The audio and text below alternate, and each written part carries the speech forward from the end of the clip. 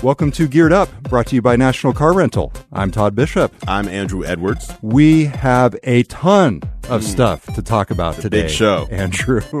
We're going to be talking about the Lenovo Smart Display with Google Assistant. We've got it here right on the table next to us. Very impressive. This is a competitor to the Amazon Echo Show, which I use. Yes. And so we're going to be talking about this as an alternative to that, or perhaps an addition for somebody who already has a lot of Google Assistant devices in their home. It's becoming a mess in that way. Absolutely. Not that this is a bad product, but I mean just all the, I've got some complaining to do about that related to Alexa, but we can save that for later on.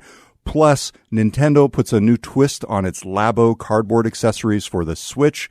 We're going to be talking about the next iPhones, the new MacBooks, and we're going to have some answers for people out there who are struggling to play Minecraft on their Chromebook. People, specifically me. Yeah, that is a very small niche.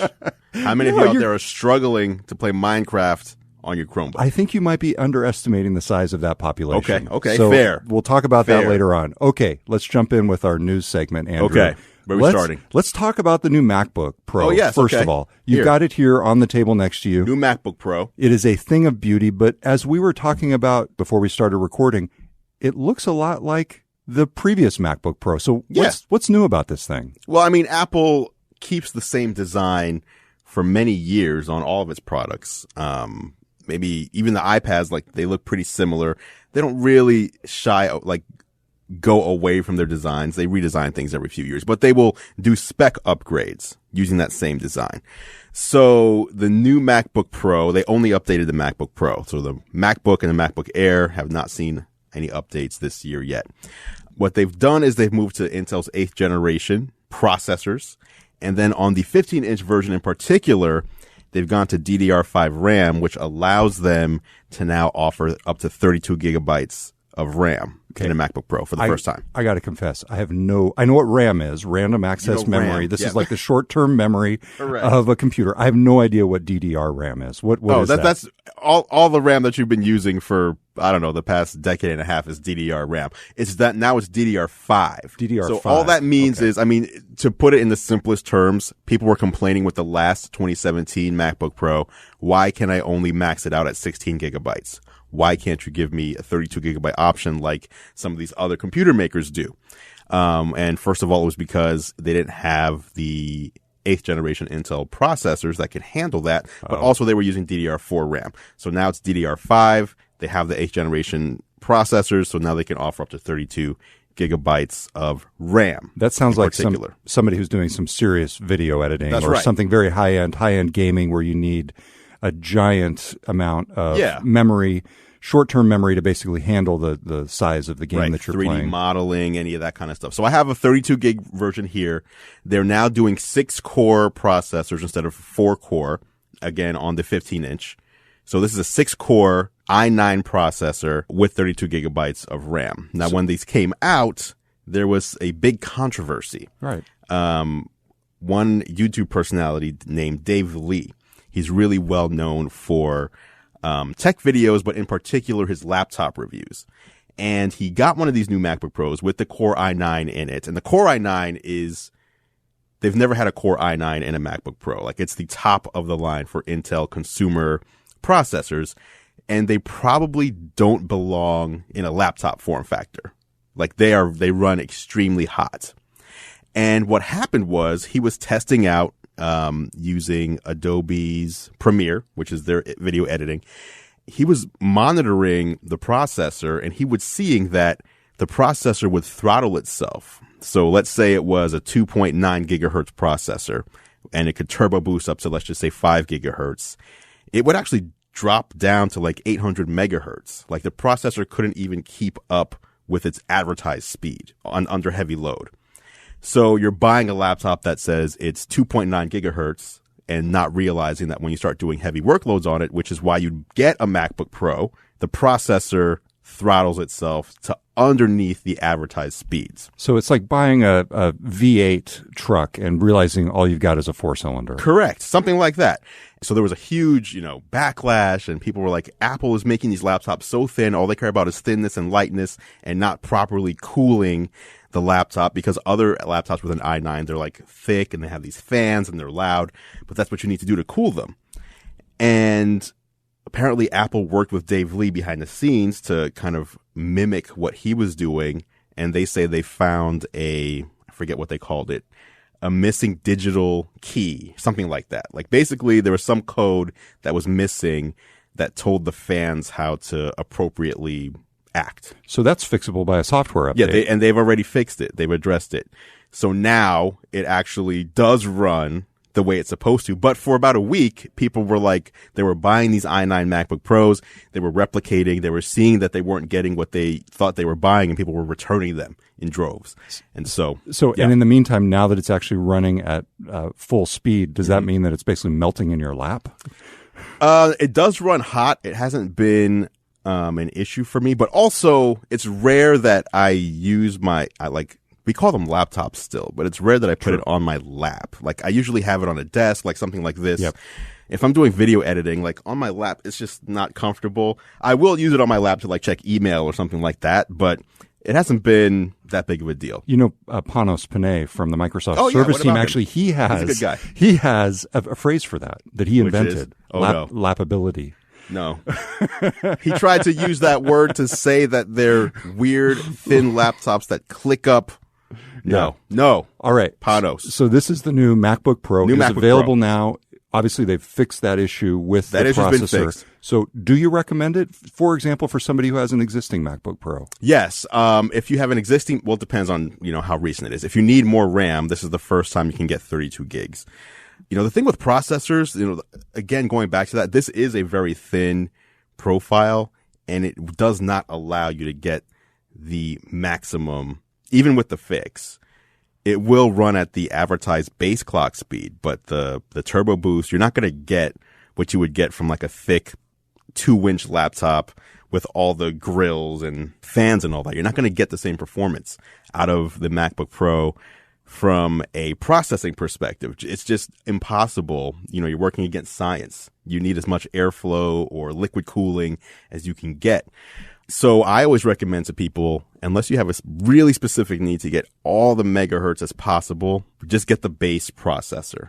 The jump from 2.6 to 2.9 is not that much. But get as much RAM as you can. Get as much RAM as you can. Get as much memory. So get as much RAM as you can. 8 gigabytes, 16 gigabytes, 32 gigabytes. That's what is more important. That's where I put my money, yes. And that, of course, as distinguished from your flash drive, your storage, which it goes upwards. That would be second. Yeah. I would get the RAM first, then put my money towards the storage. Now they go up to 4 terabytes SSD. Wow. They have the fastest SSD in on the earth right now. 4 terabytes. Yeah. Now, if you want to max it out with a Core i9, 4 terabytes and 32 gigabytes of RAM, how much do you think that would cost? About $20,000 down payment on my house. Not that bad.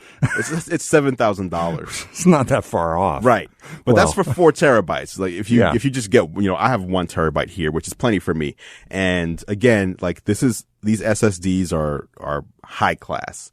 So if you need more storage, but you don't want to pay that much, I would say just get an external drive. Yeah. And I got to say, it is a beautiful machine. The one thing, Andrew, that I think your MacBook Pro is missing. What's that? Some laptop stickers. Oh, like that. Like mine. Come on now. Can they see? I mean, you're thinking. The people on the video can see it. Yeah. You can't even tell. It looks like you're carrying around a comic book. Why not? It's funny. When I had a MacBook Pro, I was using it every day. I did not put stickers on it. It's too beautiful. It's like you don't want to screw with somebody's sculpture. You know? Yes. But now, Lenovo computers though, sort of flat black. Liven it up a little bit. Put some stickers on there. All right, new MacBook Pros. Now, on to the next Apple news, which is simply a rumor. Explain this whole iPhone 9, iPhone 10 Plus. Mm-hmm. What the hell is going on here, Andrew? Well, that's just the names. So this fall, we have it on pretty good authority. Like, when we're leading into the fall, all the Apple rumors start hitting for iPhones particularly, and usually they're spot on. And so this year we're expecting to see 3 new iPhone models. One would be a successor to the iPhone 10. We don't know what they're going to call these things, but is it the 10? Is it the 11? 10S? I don't know, but there's going to be a successor to the exact form factor of the iPhone 10. Then there will also be a 6.5-inch iPhone 10 Plus if it was released this year. I don't know if it's going to be called a 10 Plus since the 10 came out last year, but a Plus model. 6.5 inch? It's basically a tablet at that point. I mean, yeah. So, I mean, well, what you're carrying now with your iPhone 10 is a 5.8 inch. Right. So, but it's so awesome because it is edge to edge as a display. And so same thing. You get that 5.8 inch. And like one of my colleagues ended up getting a iPhone 8 Plus. And, you know, you compare the screen size to the device size, and you're just so much better off with the iPhone 10 edge to edge glass approach. I think I agree with that. But putting that into a 6.5 inch, I mean, that's sort of. It'll be a similar size to an iPhone 8 Plus, but just all screen. So same idea. So you'll have those 2 form factors, but then the interesting one is you have the 5.8 inch and you have the 6.5 inch, and then in the middle there'll be a 6.1 inch phone, which will be their low end tier. So it's larger than the 10, but cheaper because instead of having an OLED display, it'll have an LED display, but it'll have the same notch cutout for Face ID. And it'll have on the back, it'll have 1 camera instead of the pair of cameras. And so we don't know if this is the iPhone 9 or what they're going to end up calling this, but it's basically the successor to the 8 because that's the new entry level model. It's supposed to be a colorful phone. Remember the iPhone 5C? Yeah. So this will be the glass, but it'll have, you know, blue, yellow, orange, white, you know, multiple colors that you can choose from. But this is the death of the home button. All 3 of these phones are going to be the new, you know, all screen display. But won't they still continue to offer the iPhone 8 for the people who just can't give Sure, it up? I think they'll still offer the older phones. But what I mean is as far as a new phone with the new, you know, the new chip and all the new hardware inside, you're only going to have the option to get a full display phone. It's interesting because I'll hand my phone to somebody in my family, to my daughter, to my wife, and even though they occasionally use the iPhone 10, because they're, you know, grabbing my phone and doing something with it, they still have to have me say, okay, wait a second. Where's the home button? You know, so I think this is still going to be an adjustment for people to get used to that little horizontal line. I mean, it's the easiest thing to do, though. It's just swipe. But it does take at least a day or 2 of usage to really start to feel natural with it. And I think that is going to be an adjustment for people. Frankly, I think it's probably going to be more of an adjustment than the lack of the headphone jack, because that's just a problem you solve with hardware, whereas learning to live without the home button is really changing your own behavior, which I think is an issue for people. Don't you think it feels a little more natural, though, once you use it for a day? By far. Going back to a button to do things feels weird. It does. Very weird. Okay, so that's a quick look at the landscape of potential new iPhones coming out this fall.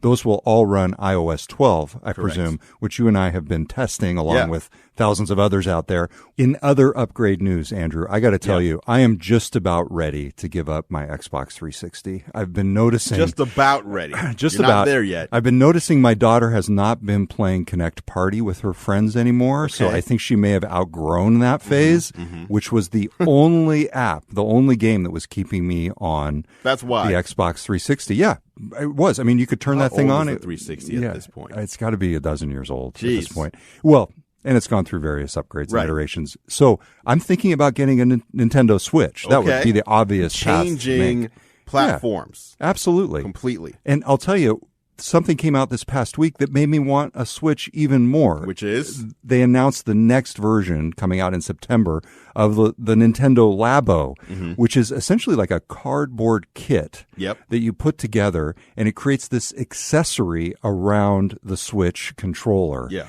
Really cool. And it's interesting. Yeah, I love this concept. These are going to cost $70 a piece.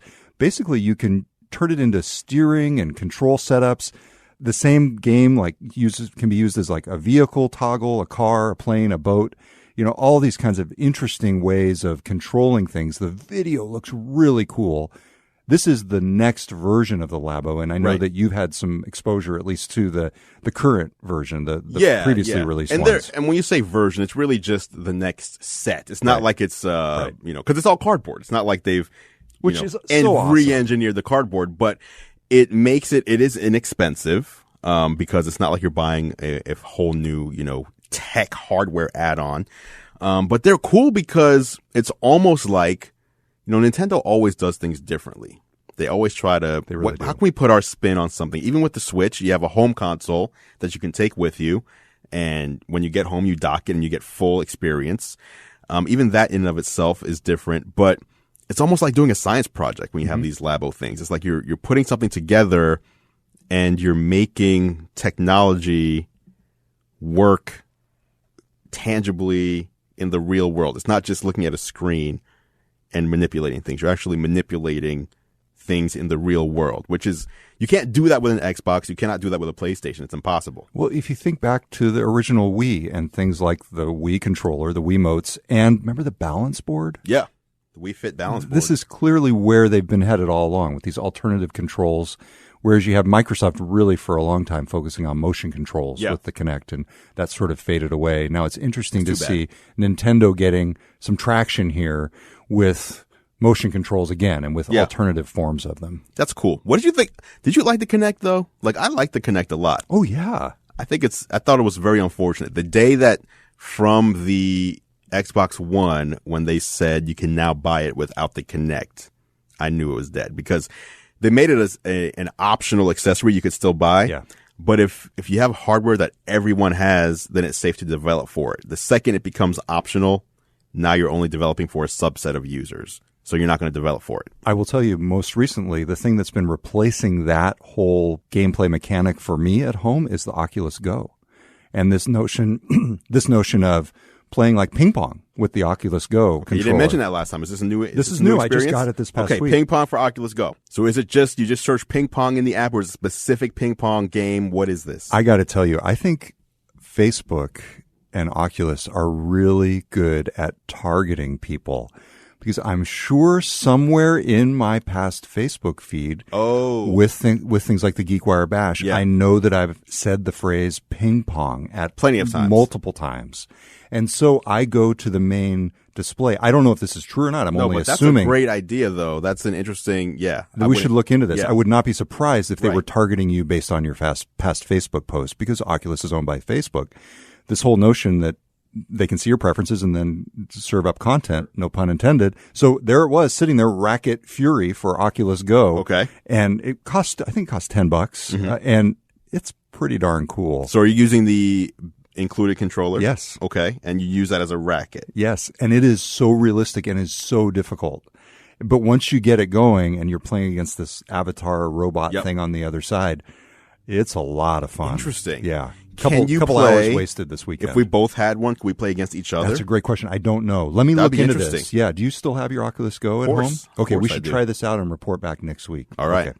All right. That is our news rundown. It's great to be back on Geared Up. And we will be right back with more, including a hands-on with Lenovo's competitor to the Amazon Echo Show. Coming up next on Geared Up. Welcome back to Geared Up. I'm Todd Bishop. Who's this guy? I'm Andrew Edwards. That is Tim Ellis, GeekWire contributor, and he is here to tell us about his experience with the Lenovo Smart Display, which is this week's National Car Rental Story of the Week. Bam! Geared Up is brought to you by National Car Rental. Go national.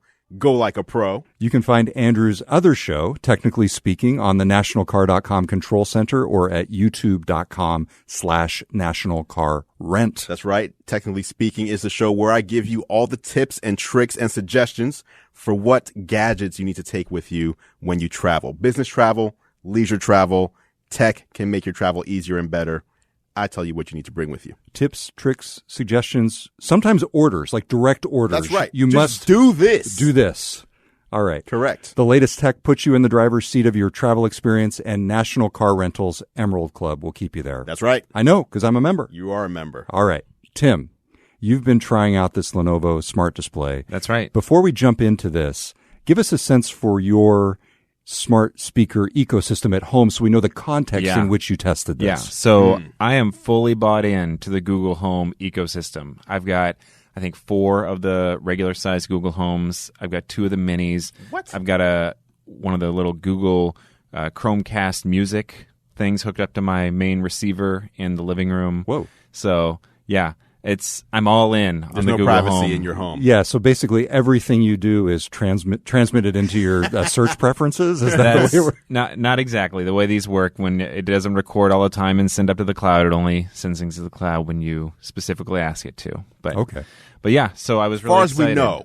Remember the Alexa thing that was sending people's conversations? Yes. Did we talk about that on this show? We didn't. But That was a weird bug. Yeah, that was they, odd. they And took someone's conversation and sent it to their friend. yes. Yeah, that was weird. Yes. But as far as I know, I've never heard of any of the Google Homes doing anything like that. So we have the Lenovo Smart Display on the table here in front of us. It's a 10-inch screen, horizontal, looks like 16 by 9. Or vertical. It also goes vertical. Yeah, it's kind of hard to see here. So it's a really clever design here. It's got the little triangle-shaped base, so you can turn it vertical. Nice. And unfortunately, you can see it didn't adjust the home screen. Right. The vertical is really just for video calling.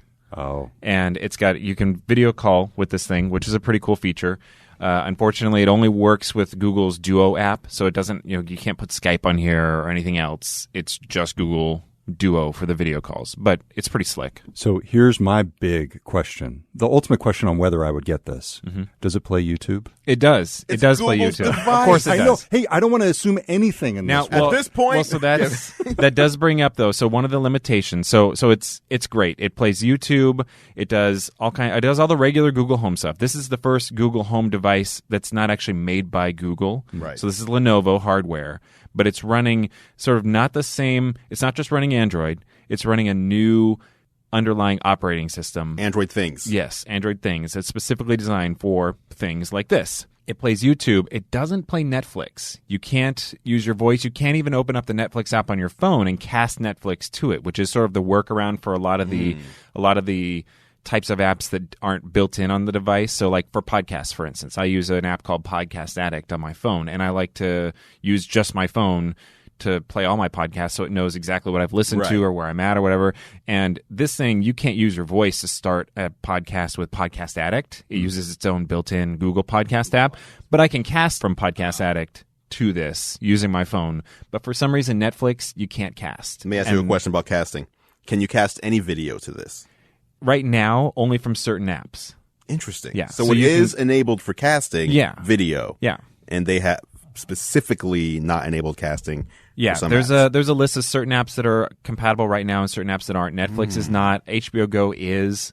It's kind of a weird mix right now of what is and isn't compatible. That's If frustrating. you have the Google Chromecast like plugged into your TV, you can cast pretty much anything, but you can't cast anything to this. That's yet. frustrating. Yeah. So And I think that's something that they're going to improve. That's down the line. in my experience, the whole casting stuff, I mean, that is for people like you.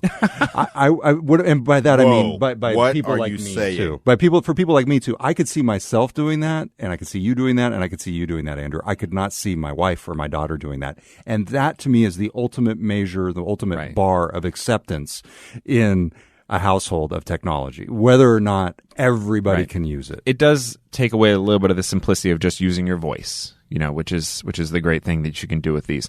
The other kind of weird quirk that I found with this thing that was particularly annoying to me as a sort of Google Home ecosystem user, it's a little esoteric, but I use the Google Homes a lot in my house for synchronized music throughout the house, right? So I've got the Chromecast music hooked up to the stereo receiver in the living room, and I've got all the Google Homes throughout the house, so I can cast music, and it just plays to the whole house. And you can do that with your voice, too. You can say, cast such and such radio station to the whole house, and it's a group that you've defined. I think the Alexas do the same kind of thing, right?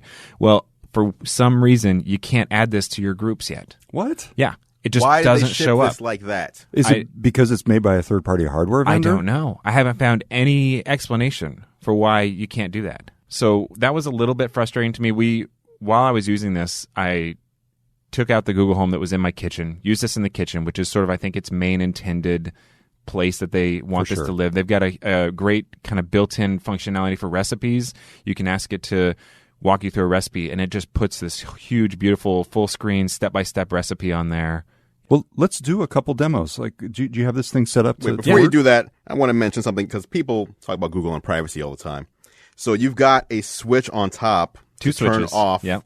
the microphone, and then a switch on the side which covers the video. You can It actually covers the see camera. like a physical, that's really nice. physical Physical camera blocker cover. actually slides up. So and that's goes in just front of like the on my camera. laptop here. Is that It's built very in? similar. It's Oh, built well, in. Lenovo. Yeah, There you Lenovo go. does it. Oh, it's Oh, It's a Lenovo. Lenovo there thing. you go. Oh, But that's nice. I mean, if Lenovo chose to do that themselves, great. But I wonder if Google kind of mandates on these devices give people these two. I wouldn't be surprised if that was just Lenovo, I given don't know. that you're seeing Yeah. it here on It's the a good laptop idea. hardware. It's one thing, like when I see those, like the Amazon, like the Echo Spot, that's the little round one, right? Yep. Like the notion of having one of those right next to your bed with the camera, like always watching you in bed, that's just creepy. Nothing wrong with that.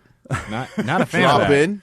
You know, the so Echo yeah, drop-in definitely. feature. If I was going to put one of these like in a bedroom or something, having the ability to switch the camera off and make sure nobody's looking in on you. And microphone. Yeah, So we've got this on the table here in front of us, 10-inch screen with a speaker to the left of it. Very nice white industrial design. Wood on back. yeah, it's actual the 10-inch bamboo model. on the back. Yep. Yep. This, to me, looks better than the Amazon Echo Show.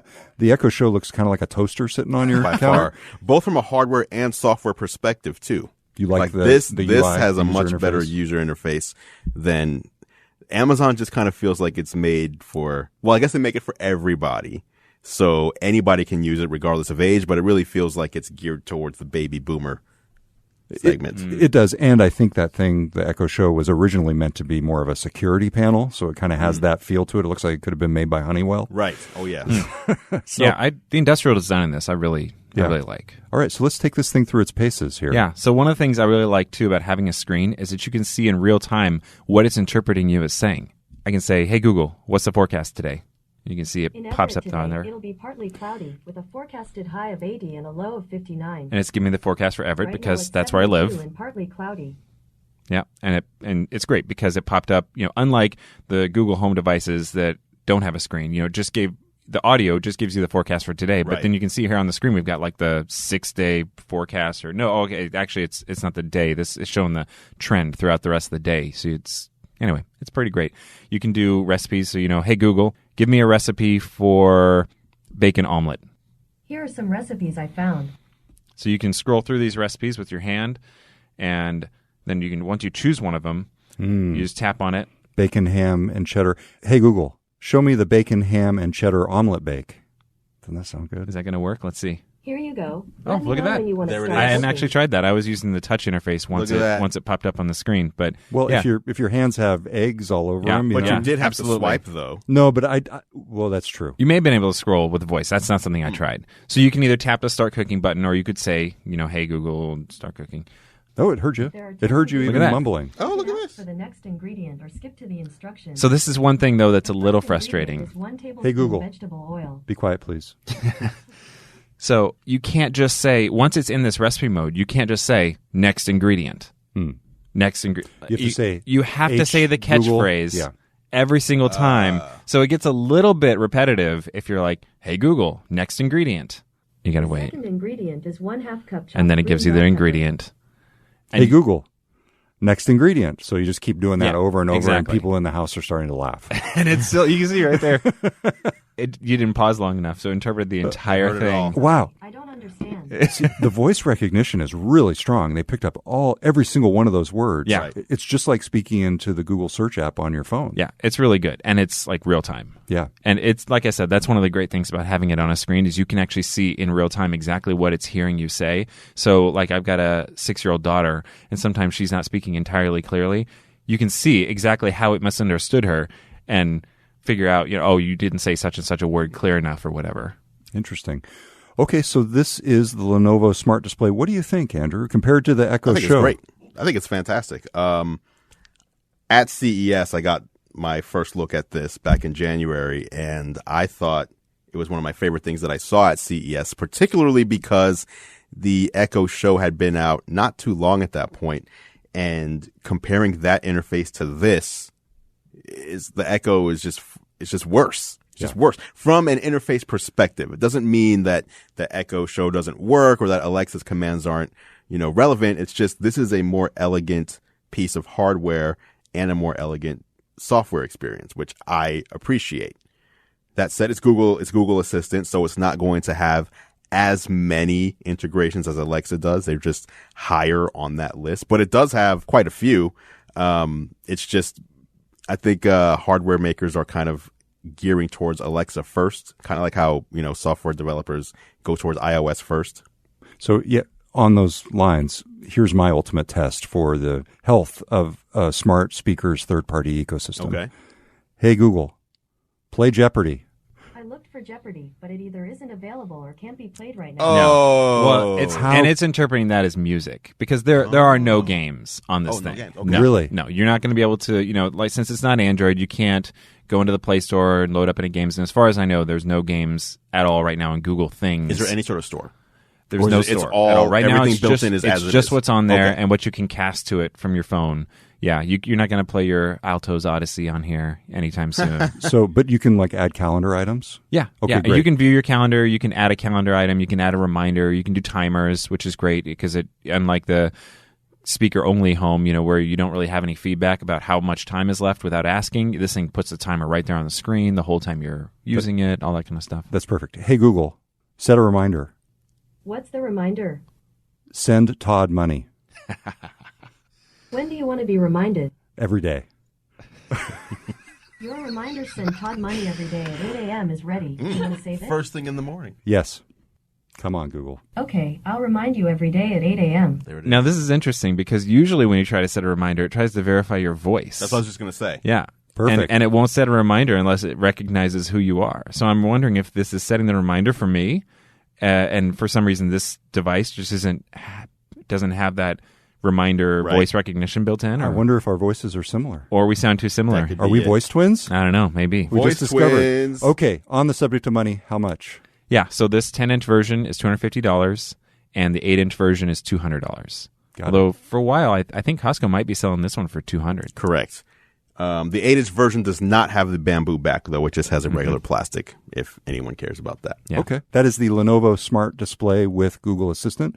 Tim Ellis, you can check out his new podcast, Dispatches from the Multiverse. That is not a tech podcast, by the way. Well, but it has a tech In a way. It's not a- theme, and in a the way. protagonist is a tech Not person. tech news. It's Right. not news. It's fiction. It's a comedy sci-fi improv. Yeah. There you go. Where can people find that, Tim? It's at Dispatches FM. Dispatches That's FM. Dispatches FM on Twitter, or dispatches.fm is the website. There you go. I will be making an appearance at some point. Yes. Claire will also be making an appearance How at come some I haven't point. been invited on? If you want to come up, That's right. We'll make it time. Maybe that's when the send money thing can come into play.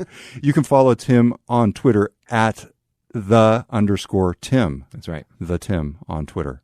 All right, Tim Ellis, thanks very much. Thanks for having me. Yeah. All right, we will be right back with a rip-roaring Ask Andrew segment. Wow. That's coming up on Geared Up on GeekWire. Welcome back to Geared Up. I'm Todd Bishop. I'm Andrew Edwards. Andrew, I like to ask you questions. You do. A lot. You asked me a lot of questions. I do ask you a lot of questions. And occasionally on the site, we've run a feture called Ask Andrew. So I'd like to bring that back here All on right. Geared Up if I could. Let's do it. Here is my Ask Andrew question of the week. So, hey, you got to sell it, man. Right, You got to sell it. So, my daughter loves Minecraft. Okay. To as many millions of kids out there Of do. course. And she ends up playing it a lot on my iPhone. We have primarily been using a Chromebook in the house for Netflix, media consumption, all sorts of paying Right. bills, all sorts of little things. But that we hers can is do. out of commission currently. Right. That's a whole other long talked about story. We talked about it in the past. So I went and got a new Chromebook, and I thought I was getting one that ran Android apps. And Okay. in fact, I did. And yet it still does not run Minecraft. And I've done a ton of particular. research on this. Yes, exactly. It's something, I don't know if it's Flash or something else that Minecraft needs. And I'm sure the people out there will tell me exactly what Right, it is, right. but that it needs to run that is not on the Chromebook.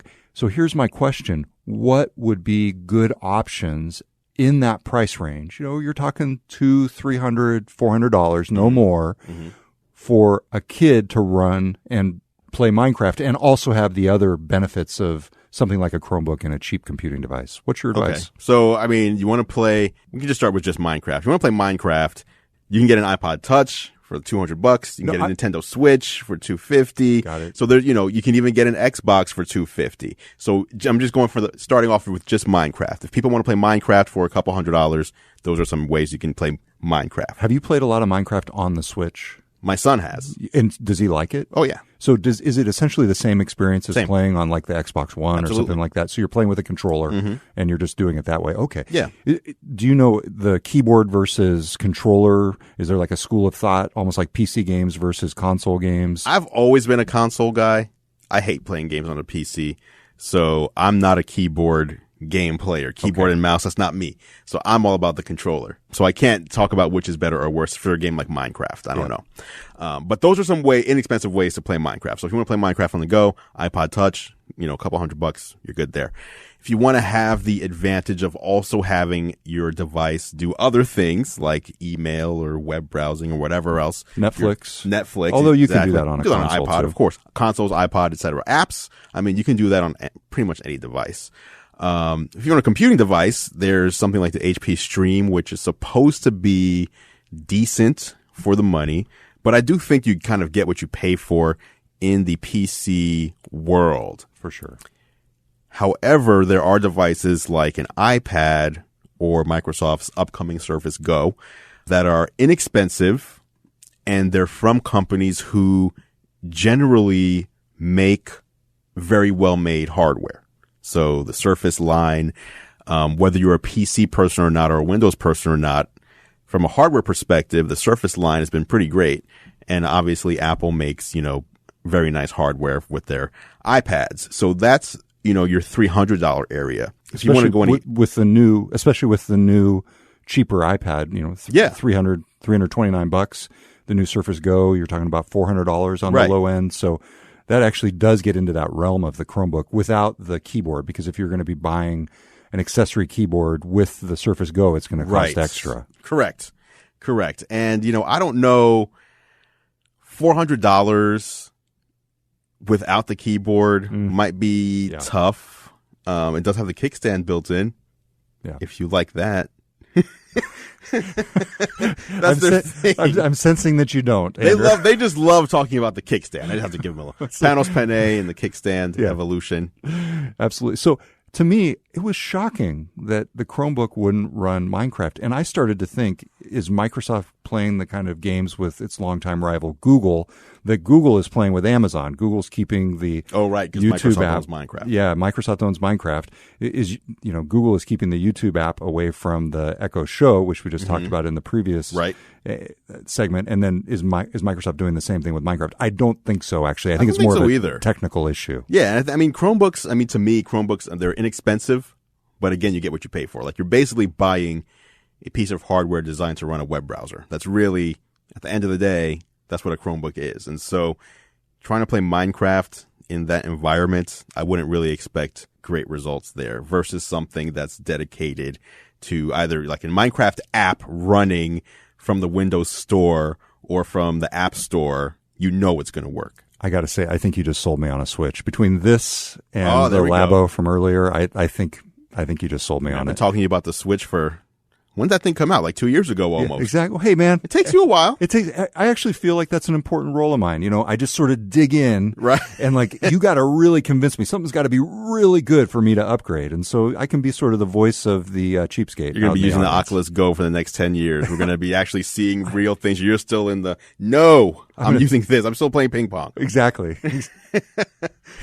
All right. Good stuff. That is the Ask Andrew segment. And I actually did get a lot out of that. So there you go. Thank Nintendo you Switch. Much. Okay.